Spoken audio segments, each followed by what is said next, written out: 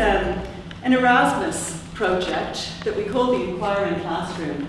And part of it was just trying to think about, initially, I think what we were trying to think about is how do we support teachers in engaging in kind of difficult or complex conversations in classrooms. We're thinking about what are the moments of stuckness and perplexity that people face in engaging with children and young people.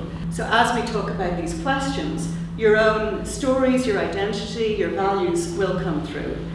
The Enquiring Classroom came about as an idea some time back when I was trying to think about what kinds of spaces we have to talk about ethics, about values, about religions and beliefs in classrooms in ways that are meaningful to children and young people, in ways that connect with their experiences, but also in ways that interrogate and explore and critically think about those values. What we're doing is trying to take a very pluralistic approach where we begin to use different kinds of creative methodologies. So one is building communities of philosophical inquiry and creating for teachers the skills and abilities to facilitate philosophical conversations with children and young people.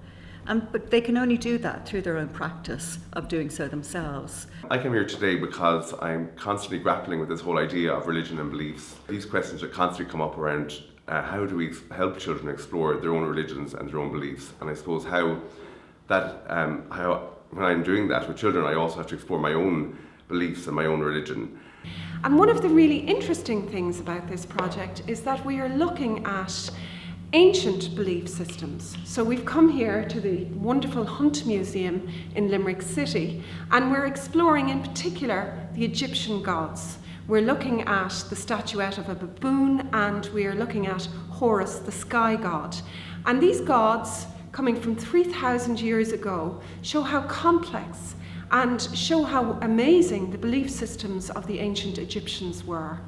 And we're trying to link the complex ancient beliefs with contemporary beliefs. People throughout time, all time, have grappled with these same questions that we still grapple with, and that they've always needed some sort of belief systems or value systems, and that hasn't gone, even though they've evolved and changed, that we are still grappling with those same issues today. So it's just interesting to see how they have evolved over time, and going around the collection today really reminded me of that.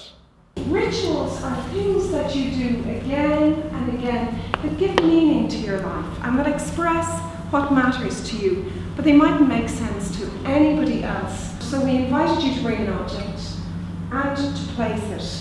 Every day at the end of the day, I plug the earphones into my phone and I listen to a guided meditation. So it's a meditation that I do every day, but as soon as I put the earphones in, that's the ritual kind of starting. So it's just the way I'd like to end every day. What is a ritual today might not be a ritual tomorrow, because tomorrow it might not have the same meaning. And I'm learning a lot about not just having on one fixed idea, but to be more open. And me coming from the East, and I have a lot of rituals, but now in the West, some of my rituals I have to sort of give in and accept that the Western rituals or Western way of life doesn't suit all my rituals, but then I'm okay with it because I follow what I want to and they follow what they want to, and we live with each other.